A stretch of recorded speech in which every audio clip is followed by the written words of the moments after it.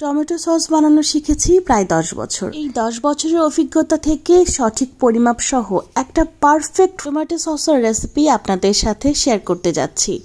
এতটা পারফেক্ট হবে যে এটা দোকানের কেনা সস থেকে একদমই কেউ আলাদা করতে পারবে না, বরং দোকানের থেকে অনেক বেশি সুস্বাদু হবে।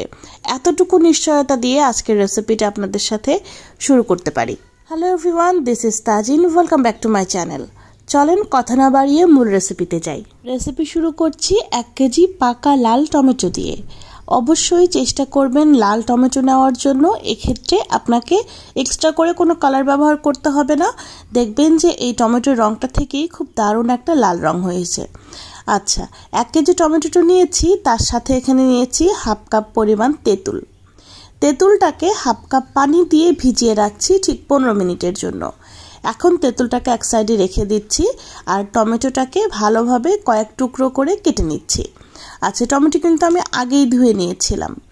এখন একটা কথা আপনাদের আগেই বলে রাখি, যারা আপনারা টমেটোর রঙটা একটু সুন্দর আনতে চাচ্ছেন, সেক্ষেত্রে আপনারা সিদ্ধর সময় চাইলে একটুখানি ফুড কালার দিয়ে নিতে পারেন, যে কাজটা আমি করেছিলাম। আচ্ছা, এখন টমেটোগুলোকে টুকরো করে নিচ্ছি। এই সস কিন্তু অনেকেই বাড়িতে তৈরি করে, কিন্তু দেখা যায় যে পারফেক্টলি স্বাদটা আসে না দোকানের মতো।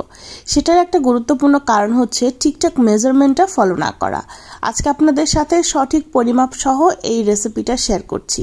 আপনারা পরিমাপ যদি ঠিকঠাক রাখেন আর প্রসেসটা যদি ঠিকঠাকভাবে ফলো করেন, সেক্ষেত্রে দোকানের থেকেও অনেক মজার একটা সস আপনারা বাড়িতেই বানাতে পারবেন। আচ্ছা, আমি কিন্তু প্রথমেই টমেটোগুলোকে কেটে নিচ্ছি। সস বানানোর জন্য টমেটোর সাথে অনেকেই দেখেছি পেঁয়াজ, রসুন বা অন্য কোনো মশলা ব্যবহার করতে। তবে সে ধরনের কোনো মশলা ব্যবহার করলে আসলে টমেটো সসের যেই আসল একটা নিজস্ব ঘ্রাণ থাকে, সেটা কিন্তু নষ্ট হয়ে যায়। তাই এগুলো আসলে কোনোভাবেই দেওয়া ঠিক না। তো আমি টমেটোগুলোকে প্রথমে কেটে নিয়েছি। এখন যেই তেঁতুল নিয়েছিলাম, সেই তেঁতুলটাও কিন্তু এতক্ষণে ভিজে গিয়েছে। এখন এটা খুব ভালোভাবে চিপে নিয়ে আমি এর থেকে এই অংশটা ফেলে দিচ্ছি, আর যে কাপটা থাকবে সেটা স্টিলের চালনি দিয়ে ভালোভাবে চেলে নিয়েছি। দেখেন ঠিক এরকমটা হয়েছে। আচ্ছা, এখন টমেটোগুলোকে সিদ্ধ করতে দেব। সিদ্ধ করতে দেওয়ার জন্য আমি প্রথমে একটা কড়াই নিয়েছি, তার মধ্যে টমেটোগুলো দিয়ে দিলাম। আর সিদ্ধ হতে যদিও বেশি পানি লাগে না, তারপরেও আমি এখানে 2 কাপ পানি দিচ্ছি। আমি সম্পূর্ণটাই আপনাদের মেজারমেন্ট অনুযায়ী বলছি, পানিটা ওই জন্য ঠিকঠাকভাবে বললাম 2 কাপ, একটা মেজারমেন্ট কাপের 2 কাপ। দেখেন টমেটোগুলো কিন্তু সিদ্ধ হয়ে গিয়েছে। আচ্ছা, আমি কিন্তু এখানে 2 ফোঁটা রেড ফুড কালার দিয়েছি। আপনারা কিন্তু চাইলে এটা স্কিপ করে যেতে পারেন, আবার চাইলে দিতেও পারেন। তো আমি এখানে রেড ফুড কালার দিয়েছি 2 ফোঁটা।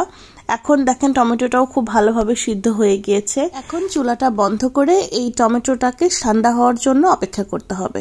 ঠান্ডা হয়ে গেলে আমরা একটা ব্লেন্ডার জারে নিয়ে তারপরে সম্পূর্ণটা ব্লেন্ড করে নিচ্ছি।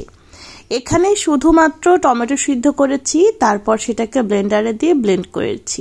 এখন একটা স্ট্রেনারের উপরে দিয়ে দিচ্ছি।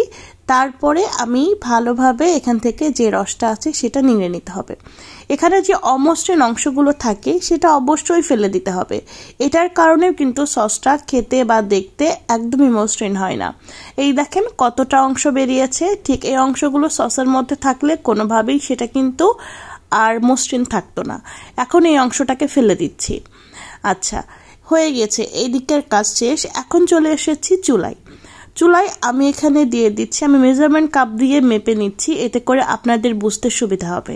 আমি এখানে 3.5 কাপ পরিমাণ দিয়ে দিচ্ছি টমেটোর যেই সসটা মানে রসটা বেরিয়েছে, সেই টমেটোর রসটা দিয়ে দিচ্ছি।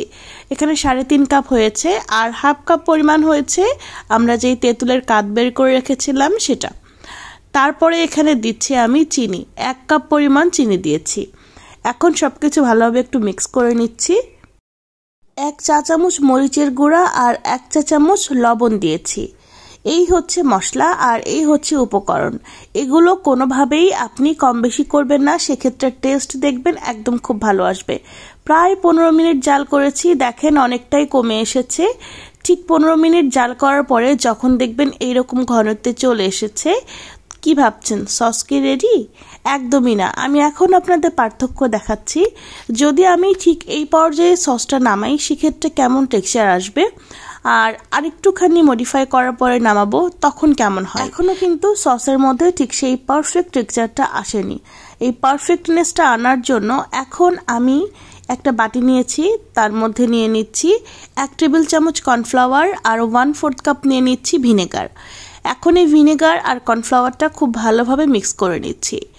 তারপরে এই মিশ্রণটা দিয়ে দিচ্ছি এই সসের মধ্যে। এখন এই সসটাকে আমি আর বেশিক্ষণ নাড়াচাড়া করব না, প্রায় 3 থেকে 4 মিনিট, এর বেশি কোনোভাবেই না। 3 থেকে 4 মিনিট এখন জাল করে নিচ্ছি। তারপরে এই সসটাকে নামিয়ে নেব। আপনাদের দেখাবো এই কর্নফ্লাওয়ার এবং এই ভিনেগারের মিশ্রণটা দেওয়ার পরে এর টেক্সচারটা ঠিক এমন আসে। 3-4 মিনিট পরে আমার সসটা কিন্তু রেডি হয়ে গিয়েছে। এখন আমি আপনাদের আবার দেখাবো যে এর টেক্সচারটা ঠিক কেমন এসেছে। আচ্ছা, আমি আবারও একটু তুলে নিচ্ছি, তারপরে ওই একইভাবে প্লেটে নিয়ে দেখাচ্ছি। দুইটার পার্থক্য দেখলে আপনারা বুঝতে পারবেন যে কর্নফ্লাওয়ার এবং ভিনেগার মিশ্রণটা দিলে কেমন হয়। আর কালারটাও দেখেন কতটা সুন্দর হয়েছে। দুইটার মধ্যে পার্থক্য আমার মনে হয় আপনারা নিজেরাই বুঝতে পারছেন।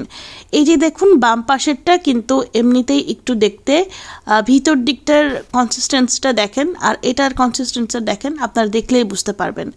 তো দেখেন ঠিক এই পর্যায়ে আসবে যখন, সেই পর্যায়ে কিন্তু আমি সসটার চুলাটা বন্ধ করে দিয়েছি। এখন একটু ঠান্ডা হওয়া পর্যন্ত আমাদের এভাবে একটু নাড়াচাড়া করতে হবে, এতে করে উপরে সরের কোনো লেয়ার পড়বে না। সস কিন্তু রেডি হয়ে গিয়েছে। আচ্ছা, অনেকেই দেখি বলে যে সস কিন্তু বাইরেই 6 মাস 1 বছর ভালো থাকে। এটা কিন্তু কোনোভাবেই না। যেহেতু আমরা এখানে প্রিজারভেটিভ বলতে শুধুমাত্র ভিনেগার ব্যবহার করেছি, তাও খুব সামান্য, সেক্ষেত্রে এটা অনেক বেশি সময় পর্যন্ত ভালো থাকবে না, এটাই স্বাভাবিক। আমি যেভাবে সংরক্ষণ করি এখন সেই পদ্ধতিটি আপনাদের বলছি। আমি সাধারণত সস বানিয়ে এই ধরনের বয়ামে রেখে দিই। তারপর যেই বয়ামটা আমি খাবো ঠিক সেই বয়ামটা নর্মালেই কিন্তু 1 মাস পর্যন্ত ভালো থাকবে। নর্মালে 1 মাস পর্যন্ত রাখি আর বাকি বয়ামগুলো ডিপ ফ্রিজে সংরক্ষণ করি। তারপরে একটা শেষ হয়ে গেলে আবারও একটা নামিয়ে তারপরে একটুখানি গরম করে আবারও বয়ামে ঢেলে রাখি, সেটা নর্মাল ফ্রিজে আবারও কিন্তু 1 মাস পর্যন্ত ভালো থাকে। এইভাবেই সস বানিয়ে সারা বছর সংরক্ষণ করি। এই ছিল আজকের আয়োজন আপনাদের জন্য। সবাই ভালো থাকবেন, সুস্থ থাকবেন, আমার জন্য দোয়া করবেন, আমার পরিবারের জন্য দোয়া করবেন। আপনাদের জন্য রইল মন থেকে অনেক অনেক দোয়া এবং শুভকামনা। আল্লাহ হাফেজ।